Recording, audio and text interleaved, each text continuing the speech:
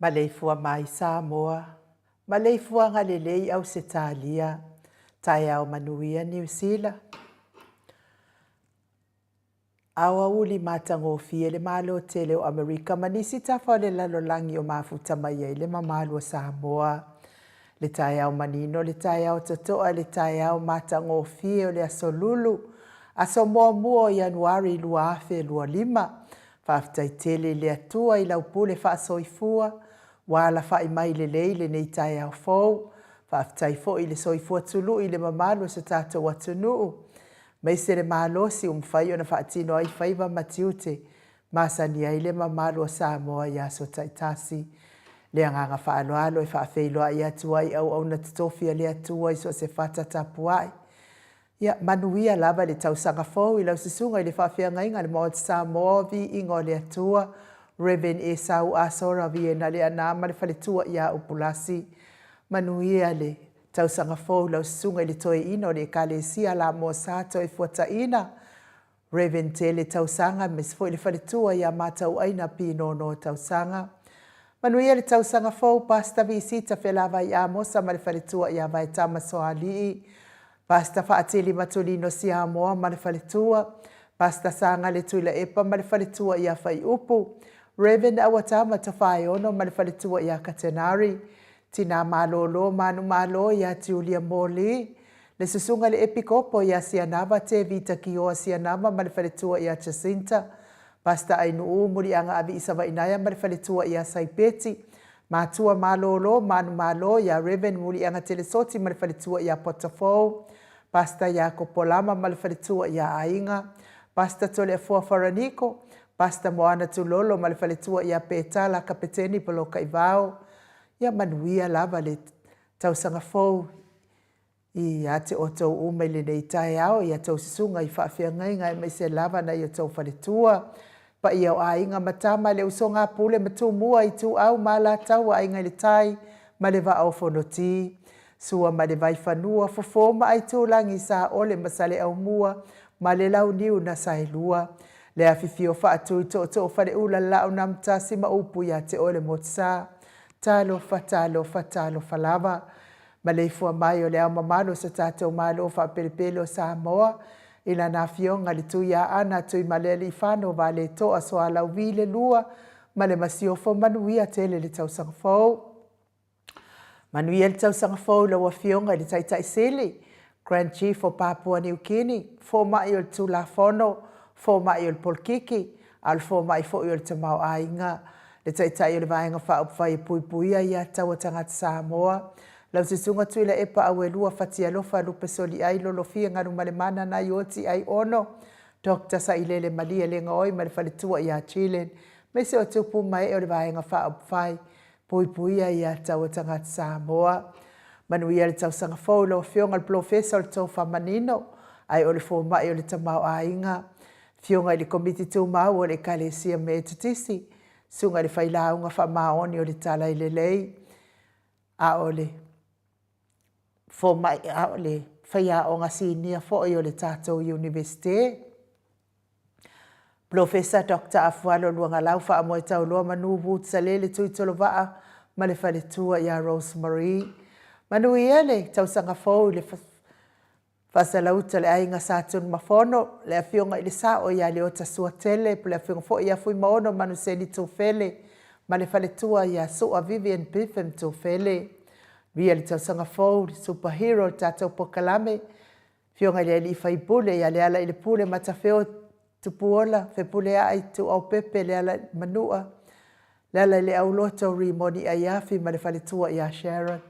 Manui ele tau sangafou, professor soifua maloloina. Dr. Leusa to le fua tu paisa mauta kena seri ma le whaletua. Manui a fo ele tau sangafou i tato sponsor malosi mai Hawaii. Le fionga ia lilo fotu wa manu ma le whaletua ia Baby Fretten ma le nofualo. Le fionga ia vui Nicola Wofo ma le whaletua ia Molly ma le nofualo i sini au setalia manuia le tau sangafou Molly. Sunga ia Felisa fiu se ni o tautolo ma le whaletua ia Maria ma le nofualo i sini au setalia manuia tele le tau sangafou.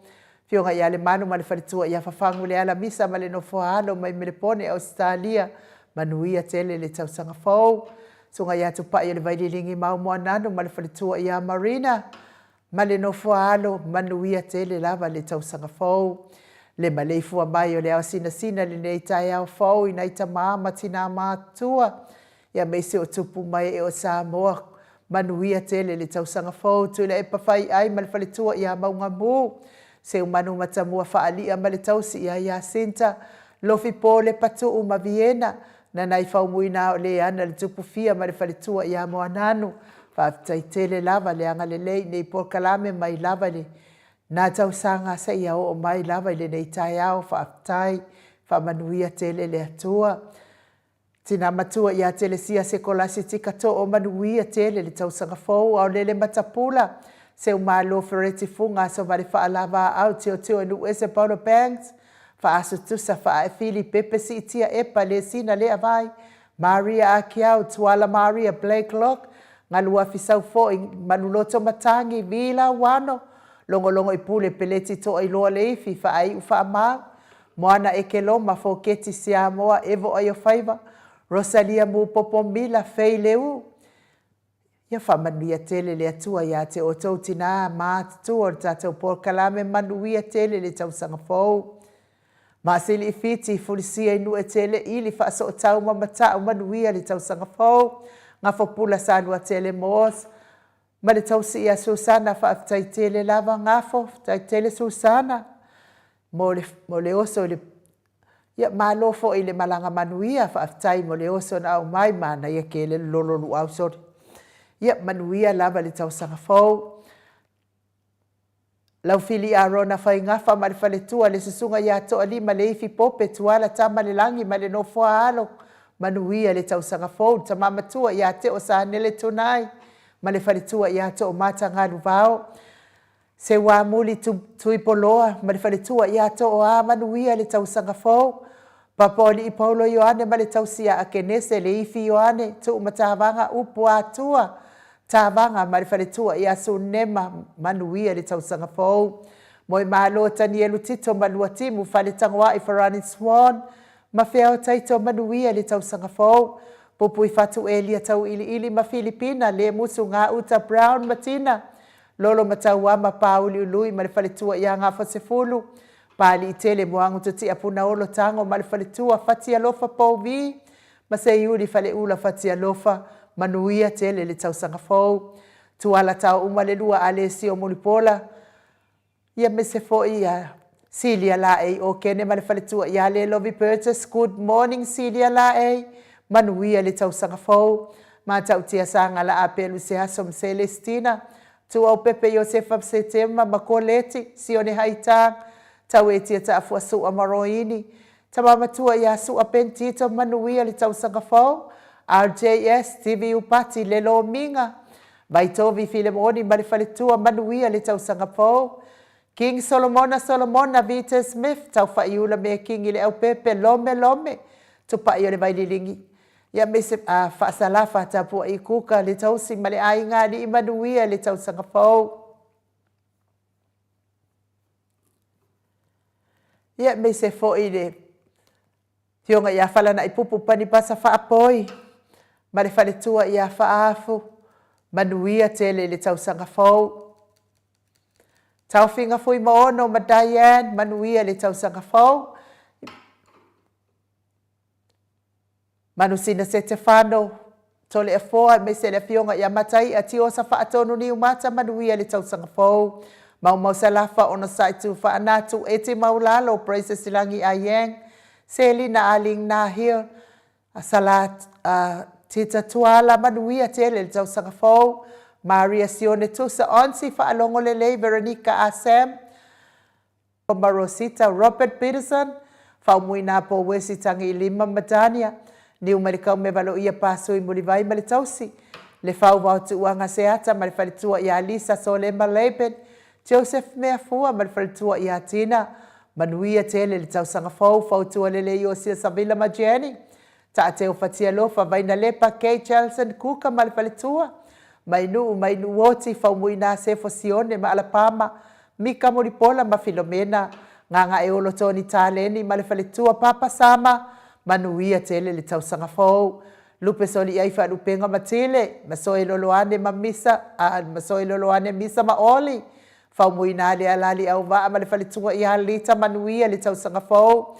Te talainga le falifitu ia le muamane emia malei. Tofi lau ma le falitua le awanai ma le falitua ia lina tiuli. Fasavalu liu fa alongo. Ma le falitua ia fa alongo felila manuia tele le tau sangafau. Tu ule au talili good morning. Su afilikari mauli uli tawai manuia le tau sangafau. Talenga ia na mulau ulu ma le fionga ia taua ale toa pele pesite tamasone manuia le tau sangafau. Fiti saifelo itula epa taputoa ia feta. Le ata awelua tavale, fale tui, au mua pita le au tutu manu leleua, ele tise manu leleua, luku Jimmy. Manuia tele le tau sangafau. Tali aua pule loto ba otu ua. Sunga ia olo manu usini ma le fale tua, Dwayne. So o alo tia manuia tele le tau sangafau. Mese le tapua inga le kalesia katoliko Samoa Ruti Hill. Lau fetala inga le falefitu liuliunga tali tau fai le tau langi ropeti Stewart tole foa. Mahalofa aftai tele lava. Mo le po ana po. Mese fo i fetala inga ia ono fia na au mamana ia male fionga ia sula Daisy male no foa halo. Elisabeta ite tamausu. Ia manuia lava sangafau le ne. Ma lava singa o le nei fo I tausanga. Tau man pepe sopo ta fea mali I tonga tuki ma le faletua ia peka paka tonga tuki. Manuia le tausanga fau la wafionga le sa o tau man pepe sopo. Fa aftai mo le tapua inga. Ia mese fo I seo faletua ia peka paka tonga tuki. Le fetala inga ia sa mau le atinga ngai ono soli tamali iti mani sa mau my best. Ia mese fo I le tausi au le le ia mana ia ma le ai ngali Ia fa manuia tele le atua nei tai au.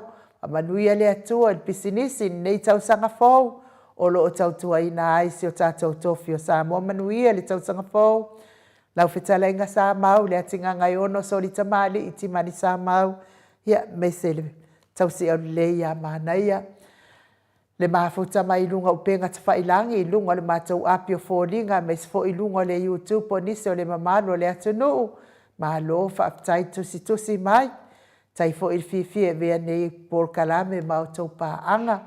Iei nisi wa awhi moe le whainga malanga le nei tai au, tātou te le o au lia whaatasi, ma au lia whiwhi mai, ia le nei tai au, ona o le whainga malanga le maliu maleoti, ua ami ai nisi o nei tātou ainga, tau ia ina ia anga leile atua, ma ia whesoasoani ma i mawhatianga o le tino o lo whianga ai o tau. Ia me se foi ia whamanuia i loto whaavau, ia ona o le tō esea o nisi o nei ainga, whamanuia te lele atua. Matou api o fōringa, ia whaafitai lava, ia te o tau tusi mai, whapea fo i lunga tātou YouTube, ia whamanuia te lele tausanga fōu mo o tau umale nei tai au. Ia a o tau so e atu fo i tātou api, ia a o le vi inga leo le atuai. Mori atua ia lo whaanga nei tai au fōu.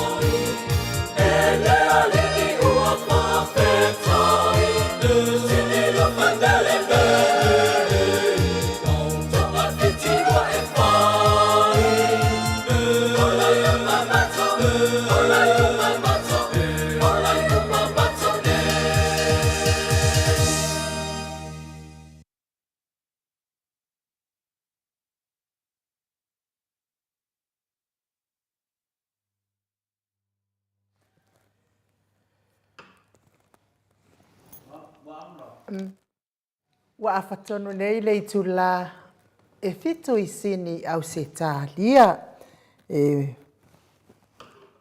fa malulu atu tato Facebook le fatu atau on mai tato Facebook te tatonu foi le wa te le lope o to maua mai tato Facebook le tai au le malu se mato o tustusi lungo apia folinga vi le atua le o to yo la mai tato Facebook sa o so mai mato e pe le tai au fo ai ona o le tai au le aso mo mo Januari le nei tau sanga lua fe lua sfulu male lima vi ai le atua fa tai ile ma ma lo lava ia tu fascina Birkin tau va hido le wa ma futa mai nuinga pe to tele maua mai fa manuanga mo tau sang fo mes fo il fa fe lo ia tu le tai au vi le atua mo li atu fo ile fa tai tele lava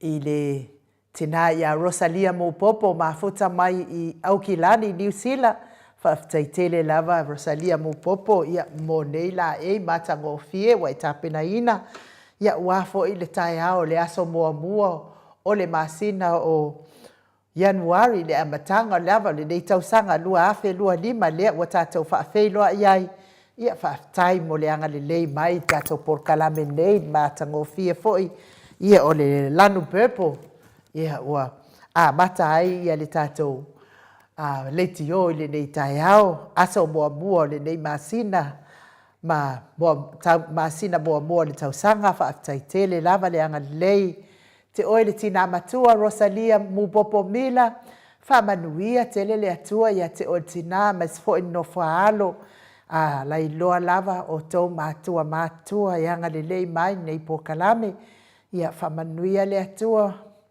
te o tina Rosalia wa fo inga se ngase o tino lo fia ngai ai ma o tina tawia ina yanga lei le atua fa iwa venga le atua tali tatalo le atua tali manaonga fa malolo te o tinave ese na ma ileanga o lo fia ngai mati nga o le tino ile aso ma le aso lofa tele atu tato po kalame ma manuia tele tau sanga fo te o tina matua Rosalia mo popomila ma le nofo alo tele ilo te o tope o mai le tau tau sanga fo me se lava tato I New Zealand ma Samoa ma Australia o Amerika le malo tele le o tapena pena to foi le o vai atu le fionga ia tu fascina malana champagne le o tapena fa papa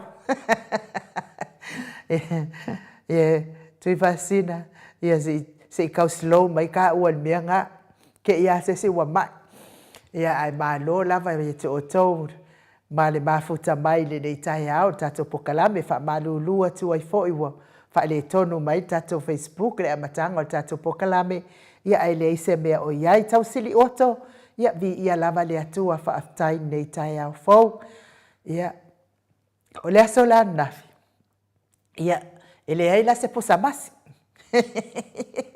wa fa ko fa mo ia posamasi le aso nafi aso na nafi fai ai loa insingia mai ko le mata o papakiu ke le lava nafi wa kele fo whawheloa o le aso o le tausanga fo o whawheloa le posamasi o pai o pulingi o keke ai mai ngai le whaiska ko papakiu ngai e vela atu fo papakiu le insingia na po wa ai fo oi mata tua oi la fo poposa mai fo la tau fo papakiu lai kuka mai papakiu po va tai ai fo po talenga tau lau neu no fia na uma manai ma le fionga su la decimal no fo alo sa fai fo la tau papakiu po ma sa pasui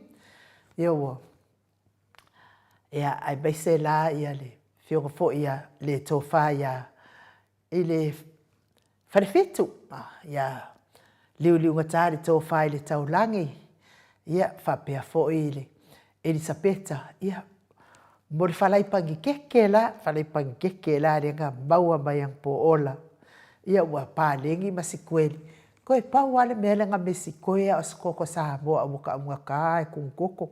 Ia ele se mea o iai, me sili maltaua, ia wa tātou tau whai au lia mai, ia nei tau sanga fau fia ma le manuia. Ia ole tau sanga fau nā mao te Samoa vi ingo le atuai, i le pō ana pō, mo li ai le whaafitai tele lava i le atua, i le lanu, i le lava, upo le ngangana i whaafo i ai le whaafitai i le atua, tan tonu o loo whaapena uma le mao te Samoa vi ingo le atua, mana pā anga i tue fia, le nei lalolangi, ia o loo tau whai maua se tau sanga fau fia i le nei tai au, whaapea fo i Lori Periel, lea fo i wa mafuta mai, malana fo i champagne, ia vi ia lava le atua whaafitai, mafuta mai o Tarai au Kilani New Zealand, ia le atua whaafitai.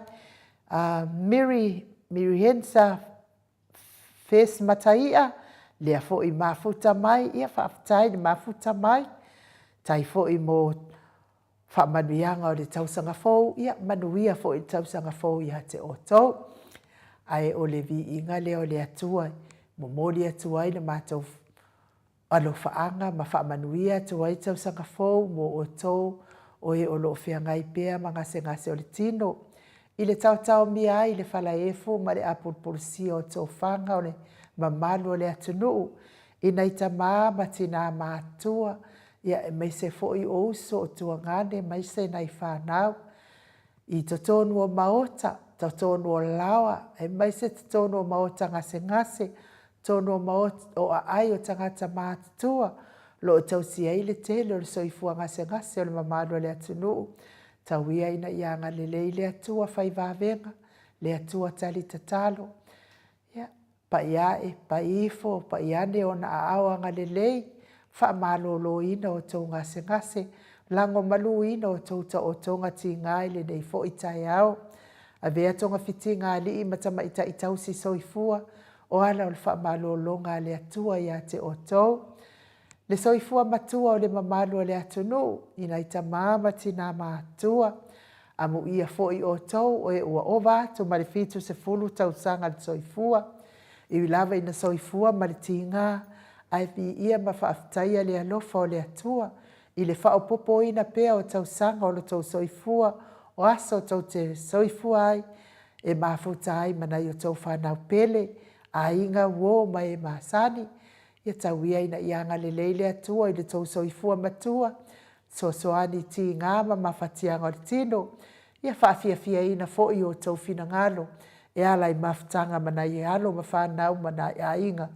Ia ai mei se fo i musika ne i ala ata se whaafia loto ave e te ai nisi ti ngā mama whatianga o le tino o lo o tau fia ngā iai. Ia le vi inga leo le atua i momori atua i o matolo whaanga mo o tau uma.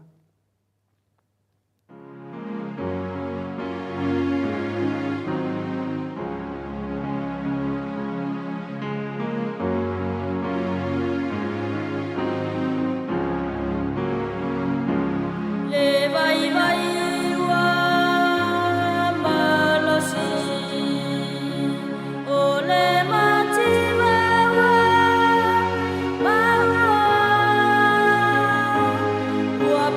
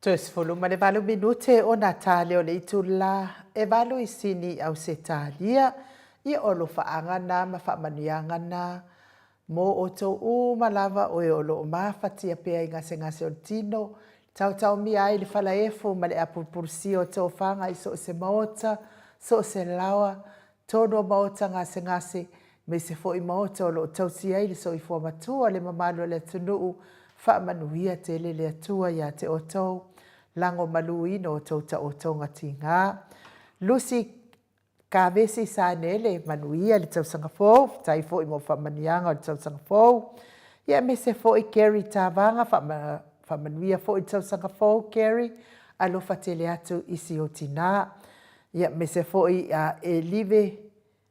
e vile pi Solomona manuia tele le tausaga fou lenei taeao e vile pea foʻi Nikoli Ioane faafetai mo faamanuiaga manuia tele le tausaga fou Doreen Misa ia manuia le tausaga fou lenei taeao pea foʻi Angela Masoe manuia le tausaga fou lenei taeao ia oe mo le aiga Mike Timaloa ia manuia lava le tausaga fou mo oe ma le aiga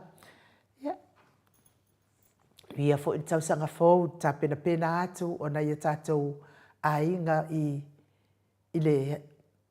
le malo tele o Amerika mai se lava se tafa ia o loo mafuta mai ai le tatou malo tele ia faamanuia tele le atua me se foʻi le tina matua ia seu malo feretifuga ia ke loo vaai aku ia seu malo feretifuga I luga o le matou api o foliga le lo po o kuka se puliga le loo matua lenei taeao atu ai mai ai luga o le matou api o foliga faapea foʻi le tina matua iā toʻoā mataio manuia tele le tausaga fou mo o lua ma se toeina se ua moli tuipoloa ia e mai se foʻi le nofo alo Endralii mafuta mai Aukilani Niusila manuia foʻi le tausaga fou mo oe ma le aiga alii ia lava le atua faafetai ia lea foʻi ua toe amata le tatou pokalame mo le tausaga mo lenei tausaga fou luafe lualima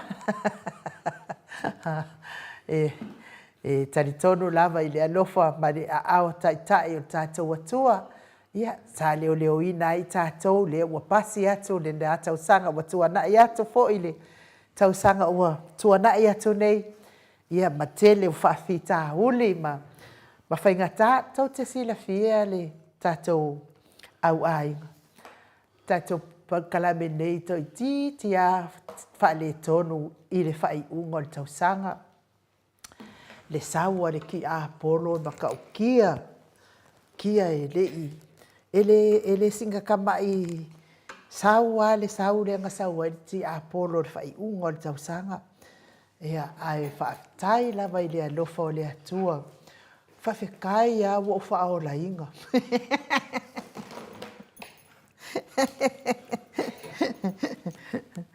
o te viia ma saga viia ma faafetaia le alofa o le atua ae sili foʻi ona o faafetai I le afioga le tapaʻu faasina iā tole afoa ia mo le taupopoina I lalo o le tiapolo ae se manu e faapenei ia ua tatou le toe mafuta atu ia ona o le malosi mai lava o le sau ia ua nofo nei mo faapea oisole ua makuaʻi o magu malo aʻi haʻi mai kiʻama tuaʻi o manu malo aʻi haʻi mai tiapolo I le faaiʻuga o le tausaga ia lea la tatou te mafuta fiafia ia mo lenei tausaga fou ia saga viia le atua ae o te talitonu ia o le taugasau le o le tiapolo lenei foʻi tausaga auā e fou lava le tausaga ae lē kaikaʻi gafou ua amioga o amioga lava gei e soifua pea ma tatou feloaʻi pea ma tatou I tausaga uma ia e ui lea ia manaia ia o le malu taeao lea na faaiʻu ai e tole afoa ia le tatou polo kalame I le aso ananafi e le mawhaina alu e se lo mawhauwhau le malu tae au lea e whapea wa ngalo ia te au le amatanga le whaitau wina le whai upu. Ia e fweskanga kai whai kau kuspa ia ai ngalo ia upunga. Ai ia tawa i upu leo ke kau whinga mai ngai tuspa ia no whaitau ana whapea. E whaatonu tonu e whaatonu tonu e le atua o wala. Kusa fo ilele pe ai tu atu o wala ile atua ia wakele wangalo kele ai esel ta ua ia te au whaftai ai le atua whapea oi. Vi ia lava le atua o na malo tai au. Soasoani mai ia te i tātou. Ia te tari tonu tātou malava. Tātou te mana o lava ia soasoani le atua. E taitaima, tautaima. Whaatonu tonu mai tātou savalinga i le nei tausanga. Se tausanga umi foi. Ia i foi nisi e o le aafe moele. Whai ngā malanga foi nei tausanga i le umar tausanga. Ia aua. Wala au ia i tātou atua. Ia tātou wha moi pēa i le soifua ma le ola mai le li. Mō tātou mana i o tātou ainga taitasi. Le tātou ave pasi lea ua mawhoi mai Samoa. Lea foi ua whaafeiroa i mai le nei tai au fau. Talenga ia ngafo pula sa lua tele mos. Ia vi ia lava le atua Happy New Year. Luafe lua suma lima. Ia i maut Samoa vi inga o le atua. Lua sase e lua lawa fionga tapau whaasina to le afua ma le tausala.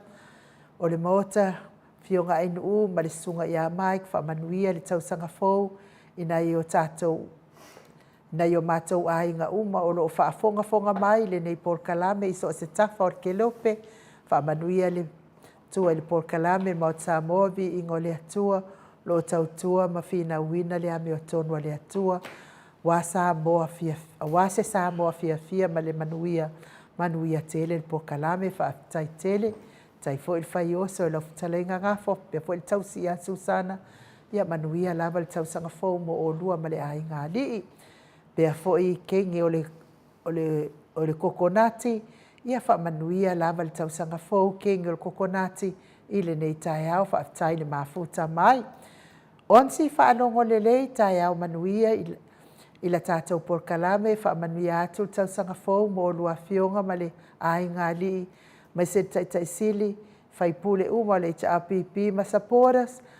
Ma saporas uma whaamanuia mai le atua mo ngā luenga whai o le lua afe, lua sifunu ma le lima, tai tele onsi whaalongo le lei, ia manuia fo i le aso malolo le nei aso, wha manuia le atua, wha manuia fo i le tausanga fau mo oe ma le ai ngā lii, ia tausa le au le a fo mafuta mai, fionga i le ia matai a tio sa whaatono ni umata, manuia le tausanga fau mo o lua, masitoe ina ia meise le ai ngā lii, Mary mafau tasi manuia tele le tausanga fau.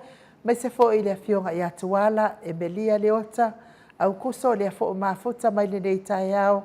Manuia tele le tausanga fau mo lau fionga. Mai se fo i le ai ngā lii. Archie R. Mualia. Ia manuia lava le tausanga fau Archie. Ia wha manuia le tausanga fau mo oe ma le ainga. Manutai wha asao. Manuia tele lava le tausanga fau mo oe ma le ainga. Simoli Solomona manuia le tausanga fau mo oe ma le ainga. Awali itia Su Mose. Ia wha manuia fo i le tausanga fau mo oe ma le ainga. Mafuta mai Griffith. Pea fo i Lofi Tulona manuia tele le tausanga fau mo oe ma le ainga. Loretta Manu Toifo manuia le tausanga fau mo e male ainga i le nei fo i tai au. Lea wa mafuta mai le fionga le tapa au whaasina i ato le afoa. Lea nganga whaaloalo i whaafeiloa i la wa fionga le tu ia ana ave au malanga. Tama whaasau wa le tu malo o le na tu ina atu i ai au le tonu mai pea. Whaululunga le ainga malo si se beane fo i la uftalenga i le la ulo le tau lau niu. Malo lava le soifua maua le nei tai au fo to le afoa.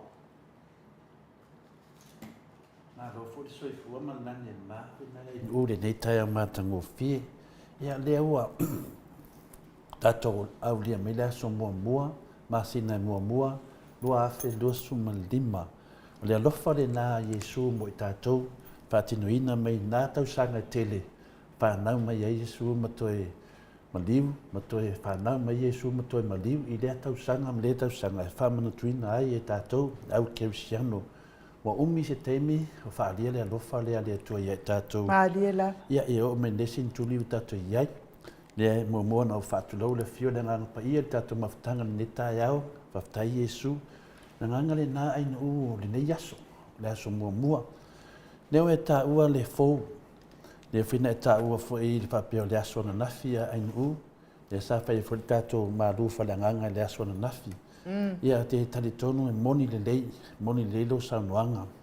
O tangata mo na fufuanga umalawa, ai whaatun tonu mai le tua. Maalia la. Pio le nganga le nā tātou whaasoa. E pape nā na maua ai pia tātou whaatua tua i le tua. Wani me le lei te tamu whai e whai, ma me le lei wa e whaia. Awana i ngalo ia oi le whaatun tonu mai oi le tua. Pia le nganga le nā whina le ainu u, lea le tausanga fau, lewa i tātou tausanga fau, leo tātou mawhawhau la tātou wā ngai, te leo tātou fufuanga. Maalia la. Ia awa pole, e whaatun tonu ma lawa le tua, ma le whaaro lawa inu, ma roso i fua, ma lo fulangi ma. Ia, tātou tau whai wha mālo I lea lofa, ma lea ngale leo lea tua, a tole a foa. Ia, ua vavaai atu lo au le lei mai lo la e.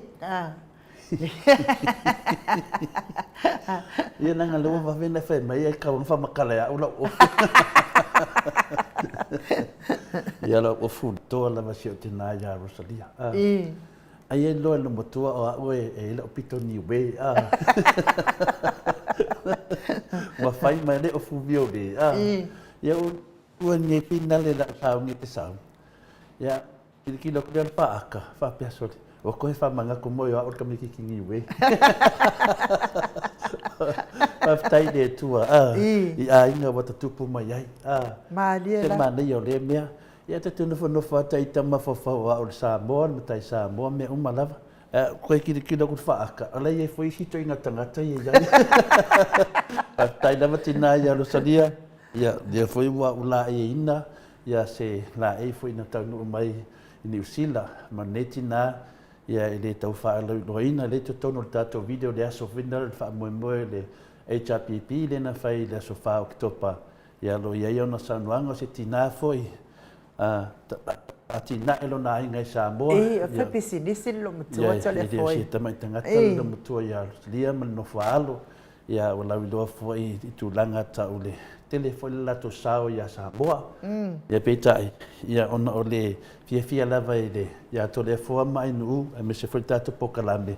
O le fina wina o manui o Samoa. Pia o tūlanga na ia e mai e lato momoonga. Whama losi mai tātou. Pei whani mene na sau noai nuu. Nā whanonga whina no kapinga pengale. Whina le a wafo en maru whalangang. Mai whapea mangu koe kiki a oki kako. Whapea o le mā losi o le ki Apollo a. O te le toi whaingo ingo se ki Apollo a. O le mā losi o le palapala a. Palapala. Mā losi o le palapala po le palapala a. Langar ki Apollo e makua wale e umare upuwhinga le pou diuri aindu. O palapala solo le. O palapala solo le lau langi o Samoa. I le mā losi o le ki Apollo palapala. Whea rolo le pou diuri e kere i roa aku. Ane merengi, wa sau palapala, lava le mea iai tātou, mena rea. Ai whanunga kua e kau palapala. Ia, avese, o le whawhitai le tua, o kako i loa wale sau le pori ori ki Apollo, o sau le palapala. E langa winga, ai wa aia kuro palapala se singa, e loa e ki Apollo ngai. O le alawa manto e whaaman mo to Samoa, e palapala mai o se le kafi esi. Le alawa o malato mau, e mai e whaamamato le fua, e le alawa koe whaamamae la ko, i le palapala sa ia. Ia, na ngangana le tai au le fau o le tua, e le umatala o le aso nei. Le aso nei o te doa fo i to tele lava le tua whihala mai. Wa ftua moe isi o tā whaare ni wadeaho. Ia, o le tāre tolu nisi. Wa ia pe al toru le no mo ai. Okay, lo lo ko ingo se wangu le lo pela ala nge ya wa fo ila spa nga ia fai la ko moli o malonga kufa moli ia fai lo male ipuki ia nga fa ia le o tala no ia wa le lo ia so malo kau sanga la le pia uma de kau sanga nge do fe do ongo o ke adu ai do mo ke adu ke awai meio moli ia Tawana fai stato ia mori e mo Samoa vi o le tua. Ia le mori e o lola. Le na mare mori e o lola. Ia. Ala nga kifia no kifia awai. E tele tala mene e mori. O tele ia luai vai. E mo ila vai pinale o te associate mo me e kare sia kako di. O kere awai e se mea ta on mori. O kifia no ila kifia awai. Pe fa pe no minga kia. Ma ia ele fofuanga ia le kalesia le betisi ia tolo le kalesia telefone. Kalesia le lo fia ia ma lo fa ia. E la ona o lo fa le kalesia le. Kalesia le sa o mai ia la o ngadu.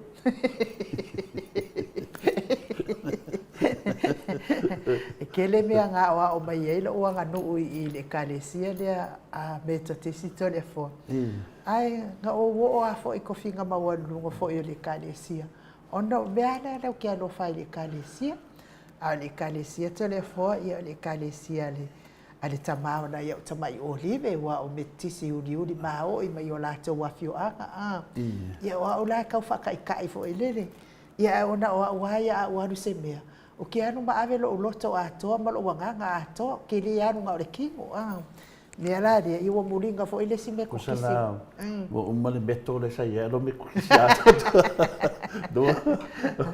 Mana ia fo i whai unga o lātou fo ia ngā luenga o tau sanga to le foa. Whai ia lātou mōli e, fe mōli mōta ia lātou mea alofa. Ia wale ngata ia lātou wai e to tonu, kalesia. Ia a ia fo i nei mālo fo i e. E whenga solo ai. Ia manuia atu ai mana malo whenga solo ai.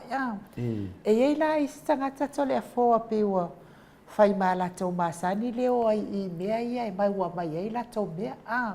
Ai leo ono o se anganga le lei fo i lea whaapea e fia whaafelo ai atu tausanga fōma. Ia se i o fo i ni tangata ua fo o e kalesia ia ko i kiki awhai kausala i kausanga uma. Se yo foi lá ngi kanga kai fia e oi. Pe se ualu ai i le kalesia le o ke aru so i la komoli se fai asinga o siva Samoa. So ange fo i la ko ia tina o tau sanga to le fo. Ia pia le tu langa na.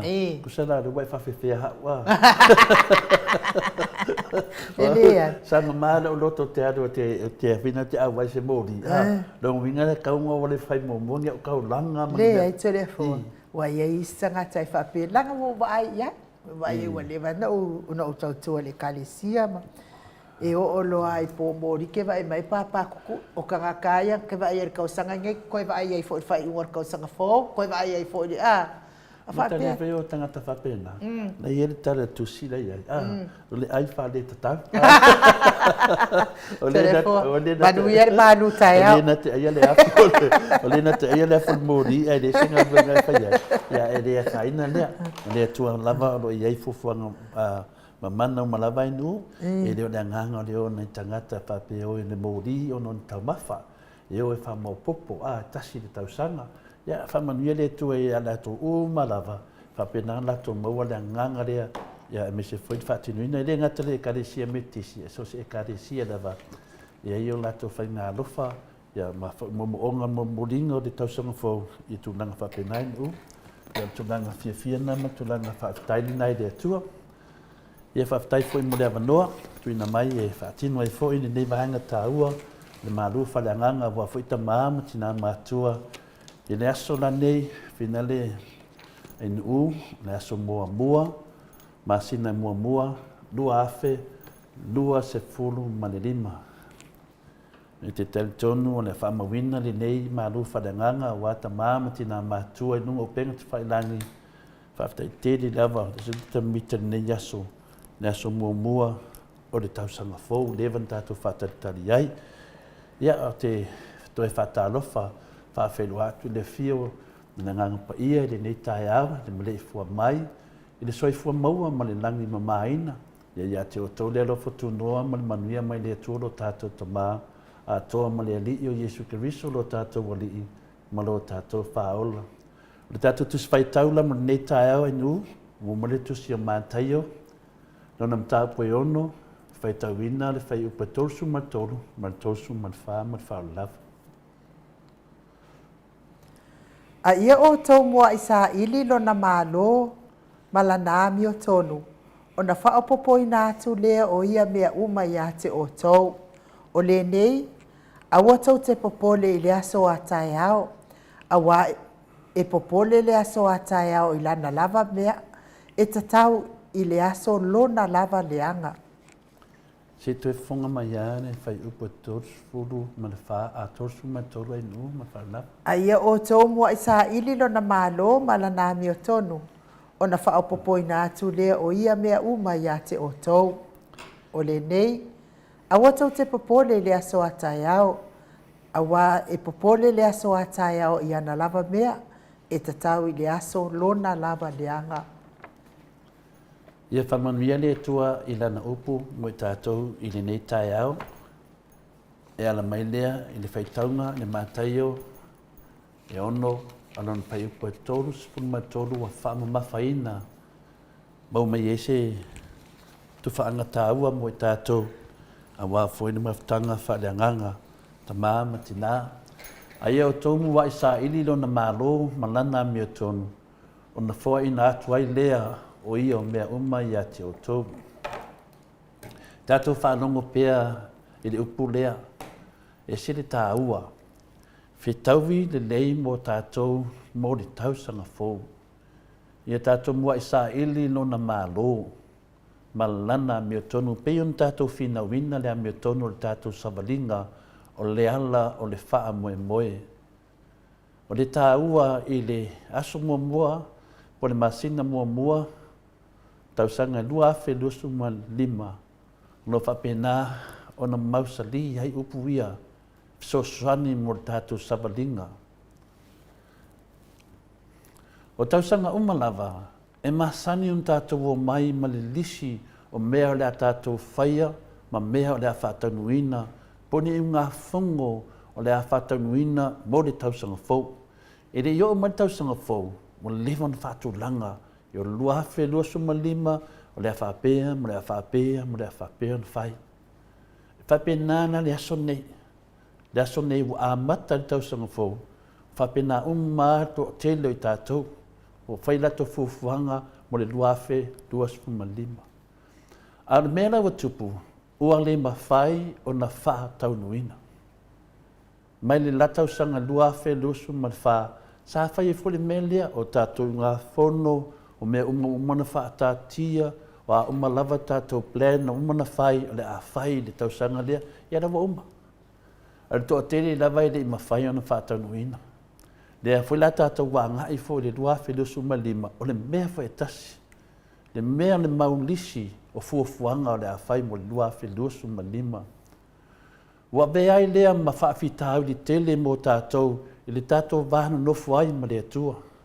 Aisia, wa tele ne mea la tātou tataro le atua o le a whai de mea lea, o le a whai de mea lea, o le a whai de mea lea, ai umma whai lipi ma se mea utupu. Ia ana langona leo loto, pewe e ai tā lafu lua vāna nofu ai ma le atua. A tonu, wa le fia foi le atua ia i tātou. A tātou whai se mea, whai tātou polo misi. Ia tātou loa to tele o tangata whai lato polo misi, ia foi tātou mālo. Le polo misi na whai al whai ngā mālo le whasa. Tēnā whaano noa tangata wa le whātaunuina. E whapena fo i tātou fuafuanga, whaano noa le atua, mea na tātou polo misi ai, le ai se mea watupu.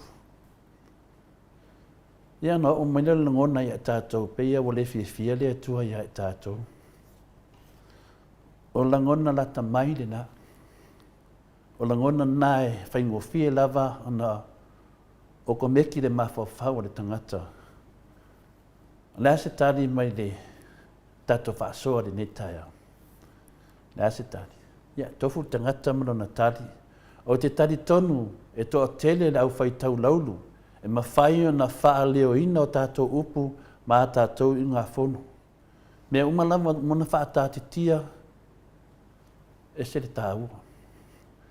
A toi te paitua le angai mai o le tātou pokalame le maoto sa movi ingo le tua I mea umalava na tātou tana no ai ma tātou fufuanga whaatai ai le tua. Ewi ana whaingata alo whatau nuu pēa le tua. Ono lea, o le tātou savabali I le ala. Le ala o le wha moe moe. Se tasi o vaenga sa tātou wha leo ina. Tu unumo le tua I tātou ngā whongo ma tātou pokalame na whai. A whai e le mauai I sa mo le ami o tonu o le tua e mauai sini au si tālia nei. Ia I tātou umalawa mwhai on tātou a wairi nei pokalame sa tātou wha leoha. Sa tātou wha leoha le tele o mea o tātou fufuanga I whamatala. Le an me le tupu mai. Whata unuina ono lea, ono le tātou sabalinga I le ala o le wha moe moe. Nea watari le atua. Whata unuina tele o mea sa tātou nau wai. Lea wo o mai an nei teimi. Lea wa si I mai le whamisinonga. O le ami o tonu I Samoa, wa si I mai nei Australia. Aisea, o mea ia na tātou tautatalai, na tātou whaaleoa, a le whatanuina. Ono lea, ono le tau whātua tua. Ono le tau whātua tua I le ami o tonu le tua. Nea lawa tātou wanga ia. O le nganga le na. O le isi mea, tātou te manana umalawa e vei tātou matangata le lei, ma ia maua se o langa matua sili atu na le lei, I le naunaunga na o tangata uma. Peiwhi o tātou. A o le whaalawe lawe, e tātou te le maua I le teimi nei. Aisea. Aisea mea tātou te le maua e. Whaafonga whai tātou I le tusi o Roma, I lona mtau pe fitu o le whaipasuma walu. E o lava I le apostolo Paulo na tau tino mai wa ia te au le mana o e whai hei mea le lei a e o te le ma whaia. E o e tangata o le atua. E o e whole mana o le pi o tātou. Wa mana o Paulo e whai mea le lei a e o te le ma whaia. Whapena ma tātou. Diaisi si le nau e whai mea le lei. E pangalea o tātou le ma whaia. O le tele o teimi e le tau lau ma whātau nui nai o tātou whai unga ma tātou fuafuanga mō le tausanga fō. Ia pēa na whai atu. Le tele au teimi, le tausanga ma le tausanga ma whau ifo tangata ia. Tele lawa whai unga ma fuafuanga e le ma whai o na whātau nuina. O le pesiri, aisea, o mafuanga, wale mawhai ei, ona ele moni. Tātou fo I fuafuanga na whasalauina le tātou whainga māloia e tātou. O whaataunuina, ele aia ma se mea o whaataunuina. Aisea, ele moni. Mena mafuaiuna le whaataunuina, ona e pepelo, ele moni. Mea lewa tupu mai, le tātou na whaiani o tātou whaiunga, mani o tātou fuafuanga, pe a tātou iloa e le ma whai o na whātauina. O se le tona ke lei lea o tātou. E me se tātou ia fie e whai mo meo, me ne o fuafuanga mai unga whongo ma polo misi, a e le ma whai o na whātauina. O le mena e mafua ai, ona e langona ina, ua lua masa sei ma le atua. A ne wa tupu. Ne wa umana tupu le lua fe lua su ma le wha. A le tātou a ngai atu le lua fe lua su. Pa matai toi tupu. Ia ta idu. O nisio I tātou e to I lalo, o na e leo whaia ni la asanga e whaatau nui nai de wha moe moe. Lo na winga e le ese fuafuanga I ni ngā winga whaatau nui nai de wha moe moe, o se unga whanu. Na ona whaamatala ma tāte tia iai, e reni ngā wenga. Tele polo misi ma nei mea umalawa e whai, ne hei ma se ngā wenga. Mafua mai esea, mafua mai ele moni. O I ngā whongo ngā whai e pepelo. O polo misi na whai e pepelo. Ne mafua angale na mafua ai na le whatanuina, ona lea, ona ele moni e pepelo. Le tele nā mea wo le mwhaina whaataunuina, ona e le moni, o le whaingofia le tari. O haama polo misi, o haama mea na fuafua mo le lea tausanga, mo le tausanga e o martemi nei, e le se mea mafua mai na le se mea, ona e le moni. E se isi whaupunga, e tātou te mo i se mea tupu, ona ngatai le nā, ma paua i lava ni nā. Na o mo onga lava. Ao isi mafua na to i lalo, ona ele ai se nau ta inga e whaia ma whaatino ni osi ngā taulanga e lo aia o lātou o tangata e whātua tua e lea tua. Tasi nā me to i lalo i tātou. O le mea moni lava o lo i ai se mafua anga lo loto atu. E lo loto atu por te imine e tātou te whaasoa ai. E ai se mafua anga e lo loto atu o mafua ai un tātou to i lalo. Le alea mafua anga. Le an mafuanga lo loto, wa leo tātou noa, e mafua na le whatanuina, ona e le moni o tātou polo misi. Na ona whatau nuu, nei ma se meo tupu ona le moni, a le whai mai lea o ngai a tātou nei tai au, e lisi mea ma mafa atu, pe lo loto atu, e mafua in tātou to ilalo. O le ale mea, e le o maua e tātou le maa losi tau i le a mio le lei. E leo mo e tātou li maa losi whale anganga e tātou te ola ai. Ma tātou wola ai le awala e tātou on tātou wola ai.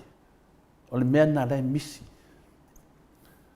Leisi mea e tātou te mo o mia le fisoasoani e le atua. Ta sina mea le misi. Leisi mea ono tātou wha mawarulunga. O tātou mumusu ai li watu le atua.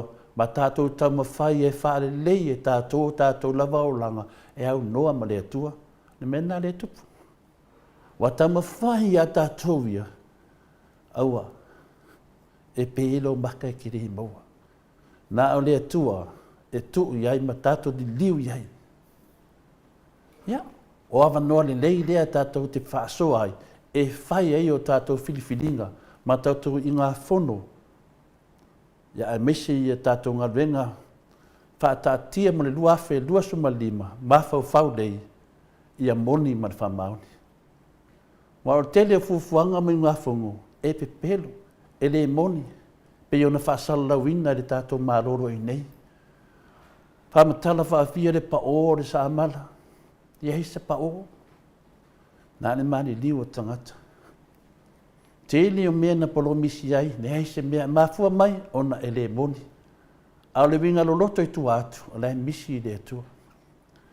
I le amatanga lana ne tau sanga fau, ia tātou li liu watu ia Jesu Keriso, ma tu ina atu lo o langa, e au noa ma se wha polo po se wha taritari ia te ia. Au ni a vea ma mea whina pe se mea whina le, ka mela i Jesu se e keo whare ko un nefa ko mero Jesu i tonu le ai. O le amatanga le netau sanga fau, ia tātou li liu watu ia Keriso, le ni wha polo, le ni wha taritari, li liu watu loa. Ona tātou wole atu lea ia te ia, e tuu mai le maa losi e tātou, e vei e tātou maitu i ngā tangata e whina ngalo o ia tātou i awai pe tātou iai. Ia. O le tātou tusi whaitau ni nei tai au, ia a vea le whetalanga Jesu mau tai ala. Ai au tō mua i sa ili lona malo, malana mi o tonu, o na foa ina atu lea o ia o mea uma, ia te o tō. Ta mamati nā, manuia lava ni nei tau sanga le tātou savalinga. Whaftai whai usa mutu whawhine, whia tātou te whetufai, i le anganga o lea tua, i lea tai au, ma lea tai au, whaftai inu.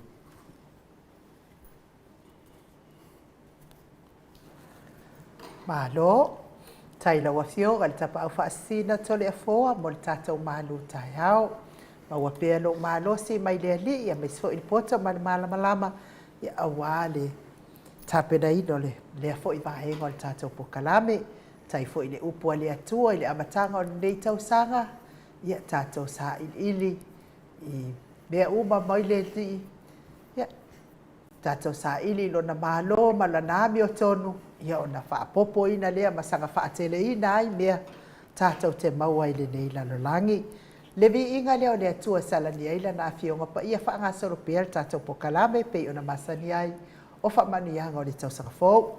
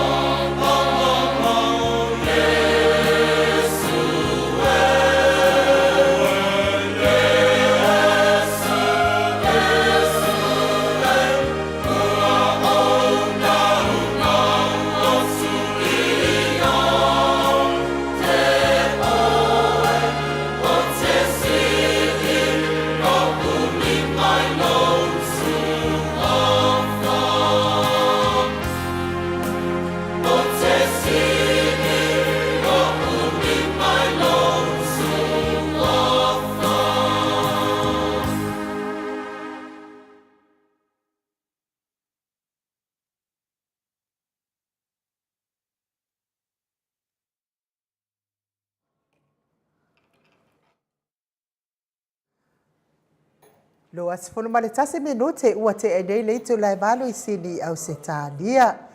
Malo le whaafonga mai le mamalo so tātou atunu I le nei tu lao le tai au. Mo le atu fo ia lo whaanga mwha manuianga o le tausanga fōu. Mo lofi tulo na nei tai au me se fo ia Loretta manuto I fo manuia le tausanga fōu. Tio lui manuia tele le tausanga fōu. Pea fo ia se meliti savusa manuia tele le tausanga fōu. Ia me se fo ia a mafa anau manuia le tausanga fōu le so fo ia tausanga ai o lupatea manuia le tausanga fōu mo oe ma le ainga li.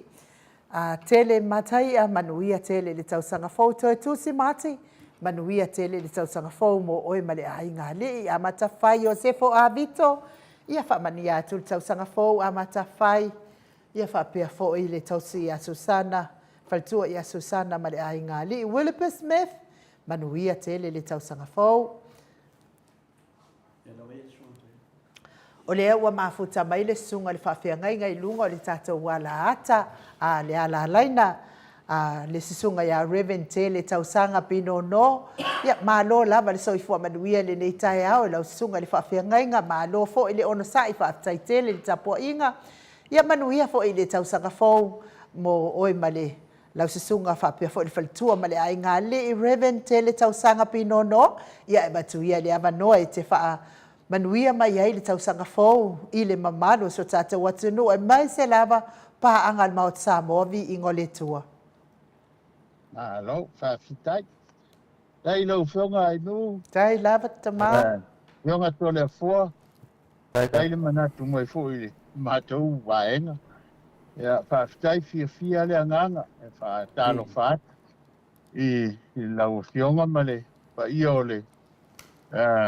Tātou le tio whaasala lau. Ia neia wano le lei. Ia ua tuina mai mō mātou.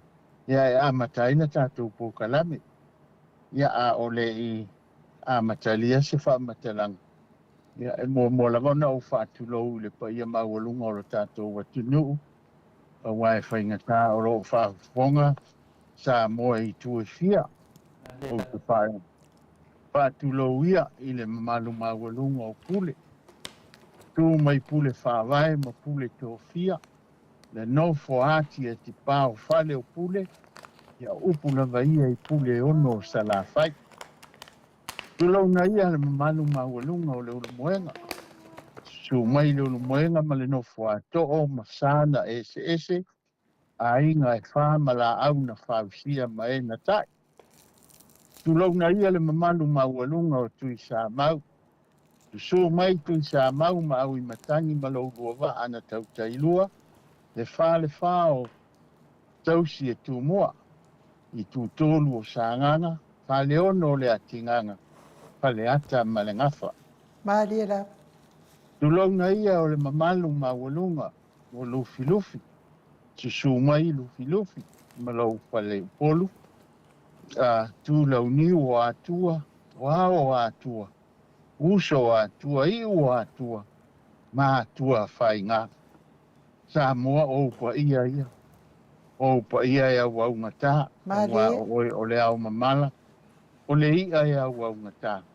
Ai tau ia ina au saua le wā, wa o Samoa ua umo na tofi. O pa ia e tu mau e o I le whawawau. I le aia se poto pe vave. Ia nā te toi tau ilo upo si o tātou watunu. Mea lea whaakai tele Samoa I sau whawafonga. Ia mō whaamanuianga o le nei tausanga fōu. O te le aluloa sa mātou upo e mō lava. O nā awhea le pa ia o lau whaingaruenga le atua. Tā itai o whaao I ai e ka le sia te tasi o Samoa. Ia male lalolangi atoa. O e o maua mai le nei ala leo. Whaapea whaafea ngainga mao lātou whalitua. O e o loo whinau o wale atua maletala le lei. Ia manuia le tausanga fōu I tiu te mawhaiva. E a o tau e lulu ma whaasusu. A o le atua na te whaatupu ma whaola. O le manatu e le o se mea whaalea o ngā lo o tau tau ti ngā. Talu ona o ke riso malana tala le lei. ia manuia ngā luenga tau ave, o loo whenga iai, ia male pa ia o le au whai ngā luenga le atua. Ia manuia le tau sanga fau, le pa ia o le au whai ngā luenga mālo lo ma whale tua. Ua mapuane nei whitai tunga o le tala le lei, mana tua, e fo i mai toa, ma le vai na mamo o iai le tupu, ai whai mai tā vita, li lingi atuia i le ali. A wā o le toto nei au auna tutoa, sa la tau wina le taua, ia asu atuia, nei vai e tā ngapa molo tātou atua, a wā o lou tau ti ngā, o i le atua lou tau manu mālo le tāpua i le au mālo lo ma whale tua. Wha manu i atu le tau tanga fau, i le au mamalu o le mālo Samoa ma le masiofo wha pene sui au, le a fionga i le pāle mia ma le kāpeneta, le wha masina sili ma le mamalu o ofisa o wha masinonga o le atunu o Samoa. Ia manuia le lua afe lua lima i ona tiu te whai a le mālo Samoa i sifo. Wha manuia le tau sanga fau i le vaenga wha whai a le itu o lo angaia lo tātou mālo, le tai sili atu i la epa, le sui tai ma le whai lau tusi, le whai pule, ai maise le malu whai pule o le vaenga wha upu whai a le HRPP. Ia manuia whaiva matiute o le nei tau sanga fau, mana tua upu o Solomona, e fili se leo ai le tupu, ia na o le iai le alofa ma le wha maoni, a toa ma le matau ia Iova, ia manuia savalinga o le luafe lua lima, ia manu te leina o tau whaiva, le vaenga wha upu whai. E le whangaloina nai o manu i Samoa, whale se la i le whanga, o lo o fioi le taulangi matua o sa tuala le toto o maunga, le wha o le whale a ana. Si o unu pele o sa tui malufilufi, o lo o fioi le aloa li, fioi sa ui malai ma le matua taulangi, suwai le tamaitai, ia whapea lilo mai awa tainane le matua i a pei, le toa whama sa tui malufilufi. Le a fioanga o sia ulo matua, i sa le lavalu. O lo sua i sua ma le au manga, tu sani ma le ainga sa tu sani, sua i sua li, tau mai pumwa e ma tau fia wha pele ma manu i a sa sila whai ngā, ma tau te wha manu i atu le tau sanga fau, i le pule ma manu a li ma whai pule o nai o tātou atu no, ta māma tina le malosi o le no, se ia o lava i tu pulanga le wawa o nai o mātou a nai o mātou i tū mālo. Ua tau le mawani mawhutanga, talu ai ua vai tama i mātou e le atua, a vea ia sa mātou te talo, e whai aiso mātou au ngā, o le manao, ia le o le tangata e fou, a o tātou tangata, ia fou i lo le tausanga. Pa manuia le tausanga fou i pa anga uma le maota o Samoa vi inga o le atua. Tairava. Lea lo fangia, ia le profesa ia Dr. Afualo, le sunga ia na seri le ausa, ia whapea ata noa le teresa, pa anga uma, mai se tupu matamari, pale tua ma le mamalu sau tua o ta mama nai tina ma tutua, whapea le au langolango ala tātou polokalame i so se tu le neila lo langi. Le tātou le tio whasalalau o te alofa tele mo le tātou le tio ia manuia le tau sanga fau. A o le ila foia taula o malolo wha manuia atu le tau sanga fau. I lau susunga le whawhengainga e sau ma le foletua. Wha a pea uo ma ainga o whawhonga mai. Mai se foi ni usila. Samoa i se sae. Hawaii, Amerika ma Ausitalia nei. Maso se tafo le te lope ia susunga o lo wha mamalu a wāsi o tātou atinu. Mai se foi, uso mapaanga o wha whonga mai, le susunga ia lui tupai, a polima tautai o le vau, si miti Solomona, si utu le ano, ma le sunga ia mea alofa. Manuia le tausanga fau i lau sunga i le tapa au wha sina, O le afoa, ai nu le tausala o le maota Samoa vi inga o le atua. Tai lava. Ai maise le tātou inisinia ia maika masiona whaletua. Pa manui atu le tausanga fau mo savalinga o le nei tausanga. Fa fitai loutou manatu i la mātou i tūpā ia ua mauai nei awa noa le lei. O te manatu e le ai se whaiva e asa ma se mau. Ai ai se ngangana ua sala, whātawhea ia wau. Ai au mai manu o le lua afe lua lima. Tātou te sei ai lona manongi le matango fia ia pua ina iala.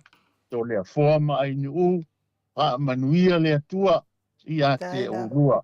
Ia manuia tele le polo kalame a matalia o le nei tausanga. Alo whaiva mawhita tātou tuu i le atua. O ia o iai mea sili e taita ina aisi o tātou wola nei whaingata. La fo ia le tausanga ua tea. Tātou le toi manatu i ona tingā. O i le atua lana si le whanga loloto a wā mea sili ma mea e moni ai lona finangalo. Ia a vea le nā masei o le tātou mawhitanga e manu ia tele lau sunga to le foa ma inu fa pele polo kalame anai tina matanga tama titua ia o lau tau au na o tele tau sanga soifua ma ia manuia. Malo whaatai tele lava I lau sunga le whaawhiangainga, Reverend tele tau sanga pino no, ia mo whanorianga ia me se fo I le saunoanga mātango fie to mua ai lo tātou tai au fau, ia me se le nei tau sanga fau, ia awari soifua whaatua le mamalo so tātou atunuu. Mole fo I le whaamalo whai le whaiva I lau sunga le whaawhiangainga malwhaltua, ia mole ofo ina pea o le soifua whaaleanganga a wale atua malanda tala I le lei. Ia whaamanuia tele le atua I le nei tausanga I ngā luenga whai totonu o le kalesia. Ia me se fo I o nuu mawhioanga. Ia me se fo I lo sosoani malosi I le nei porkalame le maot Samoa vi inga o le atua. Whaamanuia tele fo I le faltua malanda fautua. Ia tupu maola le ngaluenga le atua o luo so ngalu lue ai a wale atua malona fina ngalo. Manuia le nei aso, manuia le tausanga fo Reverend tele tausanga. Ia soifua ia o lua matua. Ia manuia I tu lao le aso whaafitai, soifua ia. Soifua ia. Mori fo I whaamalo, mal whaafitai, ia mulianga pa iutu to finga sue.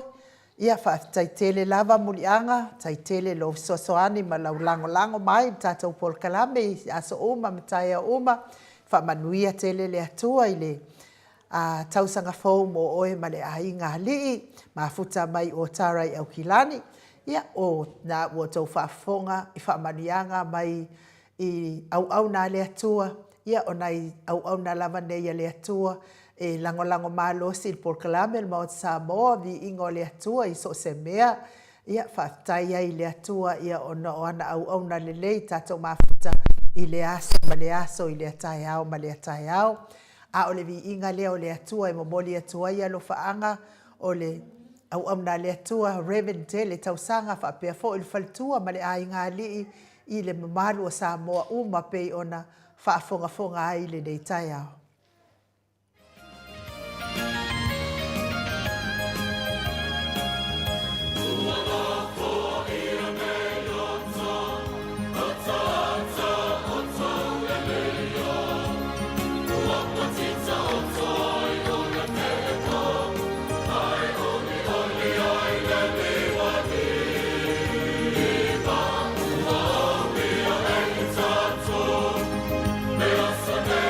Let's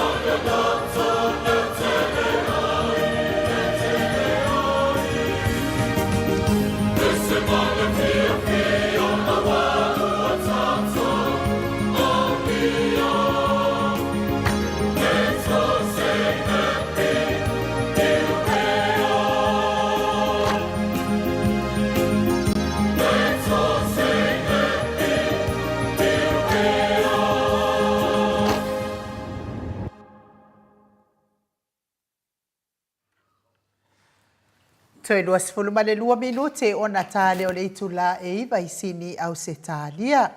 Ruta lua mano whaafitai lava mo au tustosinga i te leo aso le tatou api o fōlinga. Manuia fo i le tausanga fōu mo oe mane ai ngā lii. Tied up. Lea ua mafuta mai le tatou ave pasi i lunga o le tatou wala laina. Awa fo i san saunoanga mo le tausanga fōu. Ia me se fo i o whamanuianga o le tausanga fōu. A inga uo mai masani. Le nganga whaaloalo. Whaafeiloa i leo. Talei nganga whapula sa lua telemos. Ia le ave pasi. A le HRPP a me sini au se talia. Ma lo lava le soifua manuia. Ma lo le fualau ilangi maa. Ia, whamarole. O watai po nei tai ao le. Ulua i aso le, tausanga fōu. Dia dah. Marole soi fōu mungia i. Le, por kalame nei tai ao i lau. Whionga le tapapasina ni. Tapapasina le tupu. Tied up. I lau whionga. To le fōa. Ia men se fōi le tausala le mota. Le whionga ia inu. Ia whaaftai le lopo mranga leo le tua o leo wa. Tātou tu vai mai ni. Ulua iaso nei tausanga fōu. Le mwhai an whaikitia le mi ingo le tātou ta pāwelangi. Wa, tōna iatu. E al nā tausanga fōi tele whawhitauri ma. Mea e ono a whaina ele soi fua mre ola. Maria la. Mai se fōi o le. O nise o. O whawhitauri ono a whainga i po kalame. Ia pitai, ia wa. Tā pena masaunia le tua le. Le fōi. Tai amanuia e papopo atini ele soi fua me leola le manuia tato poklame ia e pataro patu ai foi ni i panga malama le moto Samoa ingo le tua mai se ia nai o tato a ingo lo fa fonga tapo ai mai so stafo kodope e tu sai foi mani ni tai au fa manuia tu le tau sang fo ya tu malama ya lo pale tua mai ya ta tu mo se tau sang fo ki feel ni tau sanga ya mai se fo ya le alo atu yona pe au mo tu te mga luenga masan ya wa le tulanga le ya ye na on fo wa tau sanga ya tau pe pe ngai lava ma tulanga masan yo so fanga pe ne ya Maria la. ya ai a mano pa tai tu sa foi ni a noa e via fare o ina la ne fa tele ne sunga to ina malo man malo le ya reven ma to fu mono man na ya tif na ma fini ya tai mane ma sa foi o ma tai sa ma to a ma futa foi Samoa le tunu va tele ang le mane ngal fuan foi pai ngam langa o ia i Samoa i pa mo mo ta tu vai nga fa pai mas foi a sin ma ta ponga sa ia i le tlu Maria la. ya man mi to le to san foi lu o fionga de dal sunga to ina malo lo man malo mai se pal tua ya ma ai ngali ya fa man mi to san foi se ma tu tinam tua ni ya fa asu mantua le lofa to lolo to fola i mai te fo ya va be foi le tenga ya te tia ya me foi ole yo al sao ya besta ya fa tai mo me uma o ya i Samoa i o fuanga mala singa ya me foi le lofa mala le mani mo le tau singa fa ngamala o ya le tulu ya wa man wian poli to sang po so to fine le telenga ya ngafo ya mangafo ya male pa ia po le ai ngali ya ona ma tanga Samoa o ya i Samoa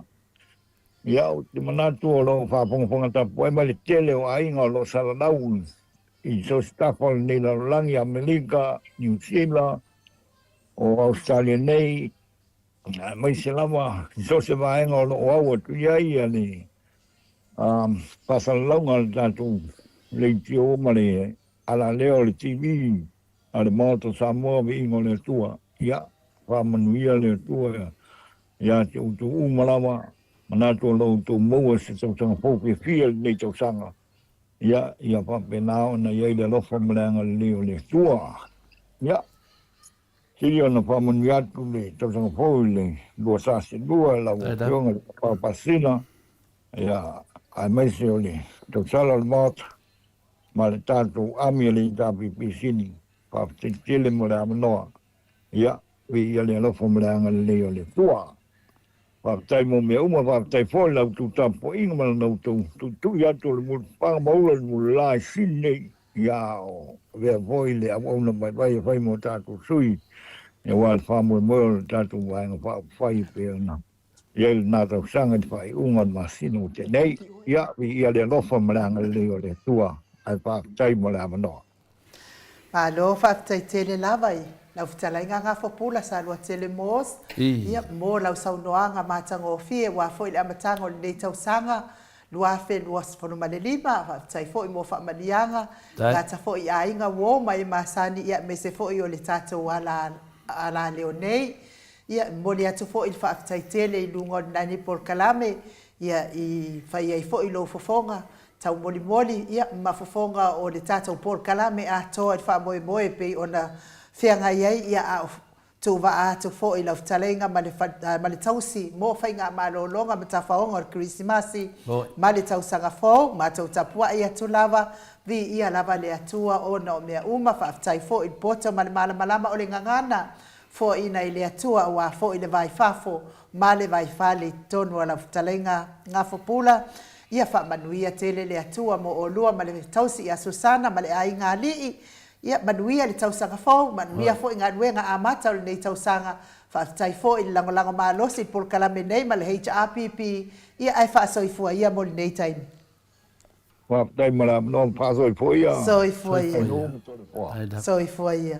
Ia mafuta mai fōi a whetua le apai sa le sulu le nei tai au fōu, whaamalo, whaatai mafuta mai, Happy New Year, Mount Samoa, vi ingo le tua, malo ona sa i tiu te mawhaiva to le afoa ainu o mai, whaamanuia atu fo le tausanga fōu, le whaafafonga ma le au mai moa, Mount Samoa, vi ingo le tua, por kalame whaapea fo i fofuanga umo le ne yaso, alofa tele atu Lord Place, ia whaapea nā fo i whetua le apai sa le sulu, whaamanuia tele le atua mo oe ma le aingali i manuia le tausanga fōu, mai se fo i le uso i a Trish, le musu mauru le leota pe ia la ua matai ia lo kenge leo Trish ia tau na papa Trish le musu leota ia malo lava ma whamanuia fo i le atua ia whai fo i wa maua fo i suafa whapaleina fo i suafa ia whamanuia le atua Trish tau na papa ia manuia lava le nei tae au manuia tau sanga fo ia o lua ia whapena fo i masilo matua ia male no fo alo fa manuia tele tausanga fo cities tawa le yato fa tai tele lava cities tawas le yato ia fa manuia fo tausanga fo mo oi male ai ngali fa manuia fo ile atua ne yaso yo na fua nga fai ia ai olivi inga le atua mo moli atua ia lo fa anga le nei tai au enfield mo moli atu fo ia o lo fa anga i paanga malava le Mount Samoa vi ingo le atua o e sea o mai lungo le tatou au pia fōlinga whaapea fo i tatou YouTube ia a o lo whaafonga mai i le atai au ma le atai au ma tapu ai mai le Mount Samoa vi ingo le atua ia o le vi inga le o le atua whaamanuia tele le tausanga fōu mo o tau uma.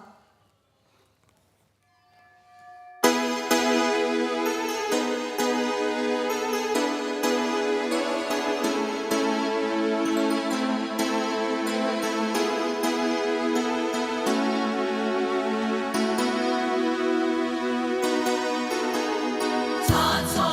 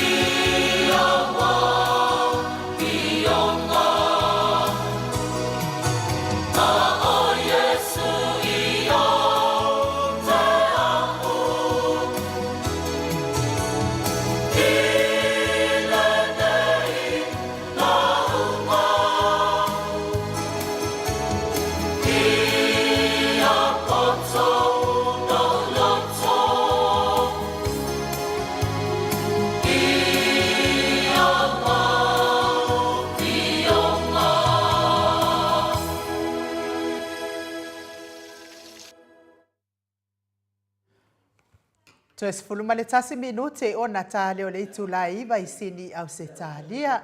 E fia wha manuia fo i le tausanga fōu. Ina ia tātou wala leo uma o e o lo tautoa ina le mamalu so tātou watunu. I lau susunga sulu mai vasa aiva tuala sulu mai vasa aiva. Ia wha me se fo i le whalitua ia keiti. Ia wha manuia tele le atua ma le au whainga nuenga uma. Wha manuia tele le atua i le tautua ina le mamalu so tātou watunu. Ia me se fo i le tio fo i le fionga ia alalatoa e mani alalatoa fa pe fo i le falitua ia fetu fa manuia le atua manuia le tausanga fo fa manuia fo i le atua i ngā nuenga o lo tautua ina aisi o tātou watunu o Samoa. Ia me se fo i le ala leo a le fionga ia te umanu matua mai fea fetu fa pe fo i mal falitua fa manuia tele le atua i ngā nuenga o lo tautua ina aisi o tātou watunu. Me se fo i ia Salawa Polotu, Kanada, ia wha manuia tele le atua sala, i launga luenga o loo whaia pea, ia mō le tautua ina sio tātou atunu. E me se fo i o le tio umalava ua le mawhai o na maua i se tala i le nei tae ao, ia o loo whaia le whaiva o le tautua ina le mamano sio tātou atunu, ia wha manuia tele le atua, ia tau tusunga, ma atou wala leo, ia wale tautua ina o sio tātou tofi wha pelepele o Samoa. O lea ua mafuta mai lea fionga i le sao. Ia... Tua o Pepe Josefa en Coleti. Lea la ua mafuta mai ia le talainga ia tu au Pepe Josefa se tema mai Queenselani. Ia lea nganga whaaloalo e whaafeloa i lau sunga tu au Pepe Josefa se tema ma lo lava le soifua manuia le nei tai au fau fa tai fo i mo ngā duenga ma lava e lango ina ele tātou Paul Karame nei ia matu le amanoa e te wha a mori mai ai o lo whaanga i tātou Paul Karame i una paanga ma ia mes fo ia inga wo mai masani o lo wha mai ia aftai mo le amanoa au sunga i nuu a mes fo i lau fionga tole koa amana ia fo i ole nei tangata wha tau e momuana whawhiloa i atu mo wha manui atu le tausana fau lau fionga ma ainu le rua pokalame rua pokalame lava lea ua mawale tātou fsota inga i runga o te au le ea lo tautua ma lo folau le umi ma le mamao tausana tātou uia mai i paingata ma fita o le ngei o le neso i fuanga. Ia lo tātou tini taunu le tātou wha moe ngā sa tātou tatalo ma tawhātau wana wailo tātou watua. Ia mamodu mai lo tō soifua ma so mātou wola. Mālie lava. Tātou i ia le atua o le atua lava o vi inga e au lava on tātou wha mua me uma i le atua. Mālie. Ma o ia ro wa mawai e tātou le ola ma le malos. O mawai foi le tātou fsota inga. Ia e mua no whaftai foi le tua o no tina o le ainga wa o lia mai manuia le nei tausanga fau o ia foi sa o lo whenga i pēr mamai o le tino. Ia e whaftai le tua o lewa ami mai lava lona ola malona soifua e iaso tā ua o le soifua. E mai se foi na i tina o le mātou ainga. Ia ma i lato uma lava o lo maua i mai o le tino i whane mai ma tono o maota malawa. Ia maso se no whanga. Ia whamanui atu le tausanga fau i ati o tau uma lava. E mai se o ainga ma i tue fia o le nei lalolangi. Whamanui atu le tausanga fau i ati o tau uma lava i Samoa o New Zealand, Australia, Amerika. Ia maso se tasi o lo o maua mai nei whasalaunga o mātou ainga. Mālie lava. Ia e whape fwoi whamanui atu le tausana fau i tupu matamali i a mese fwoi whalitua matausi. Ta oa ma au manga ia ma le loa le tātou mafutanga le hei tāpipi.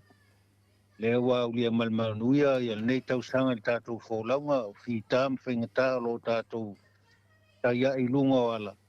ia talitonu lo au pea le atua ma le memoni ia le ngata i leo tātou umalava le wha pito a ngawhas whātārofa manuia i so se Samoa pa so se tasi e oi hoi ai la tō langolangoa le lai tu ia wha manuia atu tau sanga fō ia ti o tau umalava a pea fō ia wha whengainga mwhale tua ma o la tō ainga wha manuia atu le tau sanga fō ia ti o tau alofangia le tua fuanga ma la vasinga o le nei tausanga ia au le tua mai tātou e manuia ai ma tau nuu fōi le unga o le nei tausanga i le alofa ma le anga le lei o le atua ia nei ngalo ia tia se tasi o lo tauno whata alofa atu ia ai mamoli atu whata alofa ma le whamanuia ia i la tau umarawa o whaafonga mai le nei tae au le aso mua o le nei tausanga fōu ia o se whata alofa lea whamanuia lua prokalame o le fua mai nuu ia lava o lua e whai maso tau au ma longo pui ali ai lo tātou atunu mea moni ma mea sao na ia tātou wola ma sa vali ai pe ona tātou anga ia pe tātou te tāpua i le atua ia sa taitas ai au tātou te whaia mea pi o e le mawai sa tātou nofo le lei ma te alfan wha manuia le tau sangfau ia manuia lua po kalame whaftai molo wawanoa. Malo whaaftaitele lava na sunga tu au pepe Iosefa Setema ia mo whaamanuianga o le tausanga fau a inga wo mai masani mai se paanga ma o te Samoa vi inga o le atua ma le tātou po kalame nei manuia fo i le tausanga fau mo o lua ma le tina ia koleti vi ia le atua lana whaamalolonga tina e lava ina po ia i whaamai o le tino nei ai whaaftai le atua o lo ia o mea pea so i fu o le tina tātou te mafuta i pea i lungo o tātou Paul Kalame nei, whaafitai tele mo mea uma mo le langolango ino nei Paul Kalame, ia ai whaasoifua ia mo le nei taimi. Soifua ia. Ia soifua ia. Mo le to fo ia lo whaanga ia inti siaki le fo whaafeiloa i mai, whaamanuia mai tau sangafou, manuia fo i tau sangafou inti siaki, mo oe masi o ainga, whaapea fo ia Tina Diana le fo ia fa manuia mai le Christmas le tau sangafou manuia tele le tau sangafou mo o male ainga fa pe fo ile talenga ia teo inu ese Paula Banks ia male ainga mai kala state fa manuia tele le tau sangafou teo inu ese Paula Banks fa pe fo ia Revelation 14 ia fa manuia tele le tau sangafou mo o male ainga li mai se la le mafuta mai le nei taiao ia ta ese etuale ia whamanuia le tausanga fau mo oe male a ingari i whapea fo e le whitalenga ia ngafo se fulu ia whamanuia tele le tausanga fau mo o lua ma sio wali ia me se fo ia le fionga ia lolo matauama fionga le komiti tumau ia me se fo i le a ingari i manuia tele le tausanga fau ai o le vi inga leo le atua i momoli atua i o mātou alo whaanga ile nei tai au mo o tau uma pei ona saunoa i aile sunga ia tu au pepe Iosefa Setema.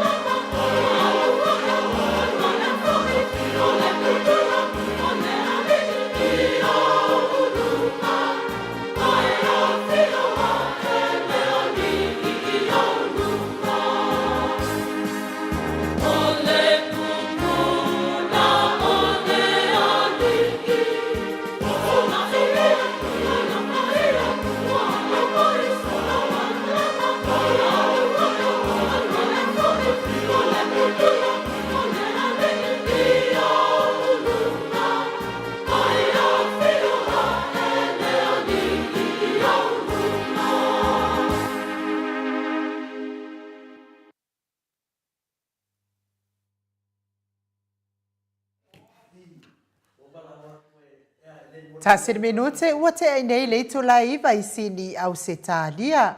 Ma lo lava le whaafonga mai I le tātou pokalame le nei tai au. Moli atu fo I oro whaanga I se matou a inga whapelpe le lava I o I Samoa.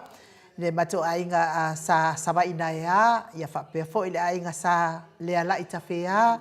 Le a inga sa tia. Le a inga sa amituana I. Ia me se fo I se matou nu whapelpele sa le ilua I le awhiwhio ali o vai pai pai. Whapea fo I a tuato matolo waa. Sa la ulu masuafa whatoafe ma le nu uwhaingata. Whamanuia tele le atua ia te oto uma lava. I le nei tai au whamanuia tele le tausanga fau mo oto uma lava. Me se fo I so matou nai matou a inga I whale apuna, ia mai mata pasui Mika Hunt, ma le whale tua ia vi, ia ba le nofo halo, ia whamalo lava le tautua, ia me se fo I tau waa tangaloa, ma le whale tua ia kolkita, whale apuna, ia whamanuia atu le tua ia te otou, whamanuia fo I le tua I mato ainga uma lava I whale apuna, ia me se fo I le mato nuu ato I whale apuna, ia whamanuia fo I le atua I nai o te I le whanau si uso wa whailangi lana wholaunga I vai telefou ia ai nuu a motu whapea fo I le a whaltua ia whata ia me se fo I pasui Wayne Fiti ia malwhaltua ia maltausi ia masi male no halo ia me se fo I le whalong kasi si ese ia Wesley male ainga ia whamanuia tele le tausanga fōu ia te o tau uma lava. Me se lase o whanau I moa ia Dan, ia Seiuli Dan, ia me se fō ia tausi ia Emma, ia whapea fō I le tamaitai ia Vaiana, ia whamalo lava ia te o tau uma lava, whamanuia atu lava le tausanga fōu mo o tau uma, ia pauanga o ngai mea lofai, e o ngo maua aku ingei, ia ngā o sukalaki ngā o ke loa mo o koe Samoa mea te. Ele koe kau ki ngā inga e lamu ngā maku. Manuia tele le tausanga fōu ia te o lua se o whanau, ia aiak whewhe ia wauleanga a koa fōi kako whare ngā moa. Ia manuia fōi tausanga fōu I mafuta mai a inga, ia wō mai māsani wale māua fo I tele o tau I so se awhiuanga ia whamanuia atu le tausanga fōu mo o tau uma lava nei tai au. Ia me se fo I lātou oe o loo whai nei po kalame ma o lātou whili. Ia whamanuia tele le tausanga fōu mo o tau uma. Maua ni o tau whinangalo le leima ni o tau whinangalo matango fie. Ia awale anuaru I luma o tātou soifua whaare o langa nei. E le whapea e ko mā lolwa e ngā la ia ko whi I kai fua le mate le fua o tau anga sala I numa o le alii.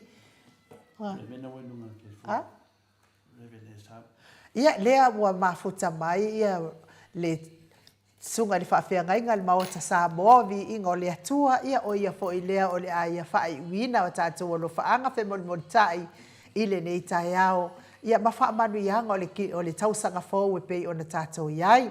Le anganga whaaloalo e whaafeiloa iai I lausisunga le whaafea ngaingal maot Samoa vi ingo le atua Reven e sau a sora viena le ana. Ma lo lava le soifua manuia le nei tai au fōu, ma lo le ono sai. Ia ma lo fo I le tautua le atua, ai meise le tautua le atunu. Manuia le tausanga fōu Reven? Patalo fatu da ngalo whaaloalo. I lau fionga le tausala o le mota. Tai lava. Tausala le pokalame lau fionga e o e meise fo I la fionga te pau whaasina. Ia le ngata fo I leo le fionga ia mai. Ia male pa ia o le pūlenga o tatu au whaasala lau. Ma lo soifua maua ia whamanuia tua le tausanga fōu. Ia ulua sunga. Ma lo soifua manuia.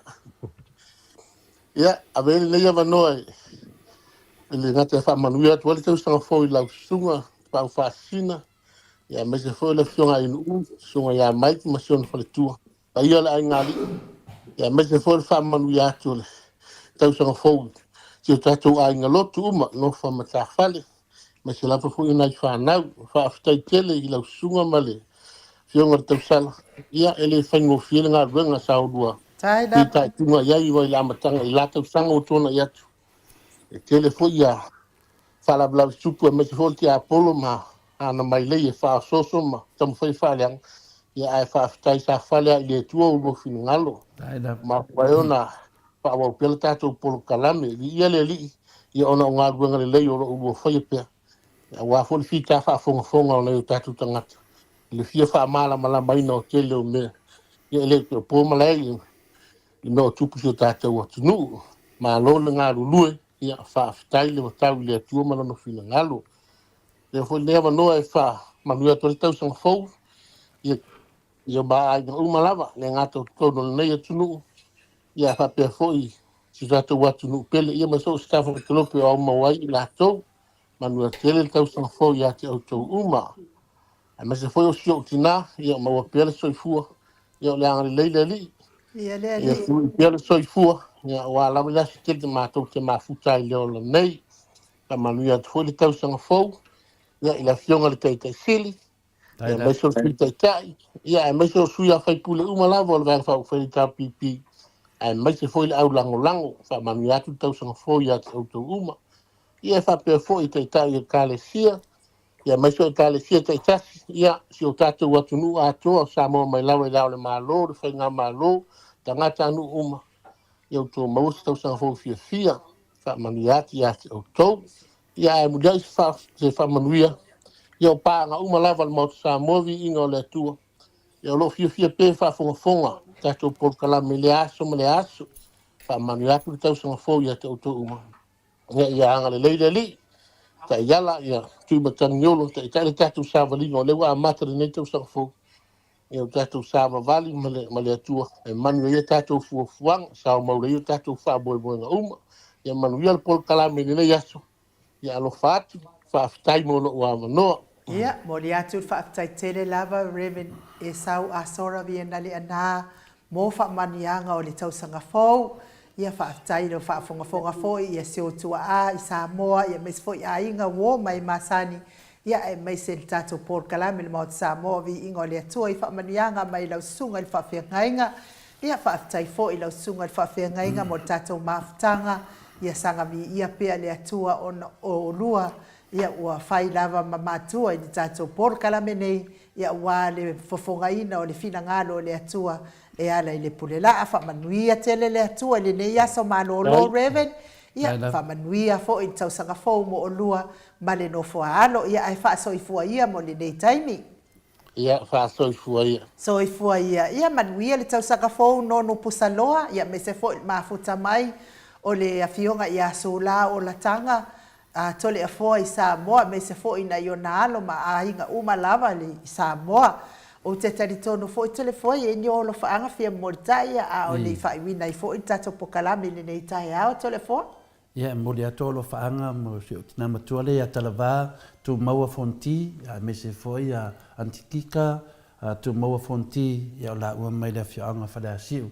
Na tina lo famotu o i New Zealand, ia manuia lava le tausanga fou, ia tatou aulia ia le lua afe dosu malfitu maua se mafutanga tatou toe mafuta ai mo perso i fua ia le matavasenga i nuu e le pena whaaleo atu pena ia matou mafutanga e le umar tatou pokalame sunga ia pasa manuia lava le tausanga fou manuia fua fatai mo whamanianga whapea fua le sunga ia le tau le talu manuia le tausanga fou fatai le tau o le talu ia whapea fua ia maliu mai pautalo leo fatasi mai lunga le matou senga fa manuia lava le talo fa maliu mai manuia lava le kismasi e mese foi tau song fo ia te lua matua fa tailanga le tatou pokalame mese lava to ina fa manuia le tua ngase tino ia fa pena no bota song fo manuia mo lua matua fa pe foi sunga ia na tai lama fa tai tele mo fa mnyanga ia fa pe foi le sunga ia toni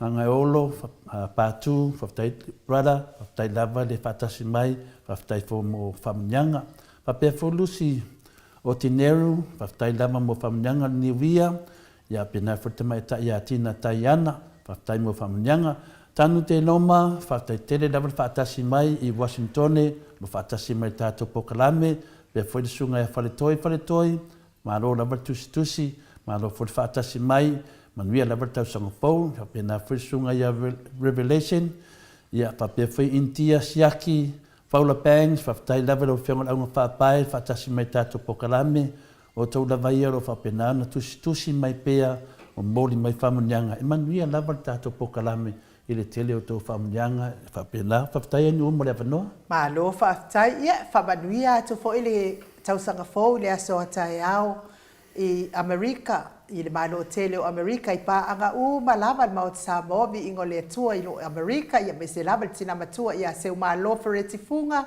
Alaska me se le fionga ia lilo foto o manu mal tua ia baby Britain mai Hawaii le lo minga ia me se o to malava i Amerika fa manuia tele le to aso tau sangafou le aso atai ao le fo mafuta mai tau po ia mau salafa manuia tele le tau sangafou mi ngao le manuia le tau sangafou te tari tonu o le fai unga fo ia le sunga ia to susulu e le ve ma le tausi pe fortina matua ia pepe sitia epa ia le satam fai atu le maua le avanoa tato to e mafuta fo i se aso i luma mon mai fio tato lo faanga ma fa laf Tatono fai unga fo i leo tato pokalame mo le tai ao, tatono tato umalava ia i le maua se malolonga lele i taluai i le whaataritali i le whaamanianga o le tausanga fo le po na po ia lea mo tato wala wha i fia ma tato wheiroa i fia le nei tai ao whaawawa i tato whaamanianga ia au te tatono Samoa ia o tau maua se tausanga fo fia ma se aso fia aso malolo fia le nei aso awa foi le sanga ula vavale tātou o e o lo tāngo fia le ava malosi fautua atu pea ia te otou ia otou inu whaatasi male fi le muo lea lii ia atoa ai male le leo mea uma i ke whi ua uma aku ai mai foi leo whaani mai kua aku foi oe ia al ngā foi ia pio whakarikari mai fo mai ua mai foi oe ia ia le ua whaatari whamai foi whamanua mai tau sanga fo mai a James a Bernard ia mai o i Amerika ia lo whapena whamanua mai tau sanga fau whaptai lava uso. And we are for tau sanga fau Angela Masoi whapea for Simoni Solomona ia ai tato pokalame namo le nei tai au whaasoifua ia Samoa mai le maota Samoa vi ingo le atua sini au setania manuia le tau sanga fau vi li amu leilui.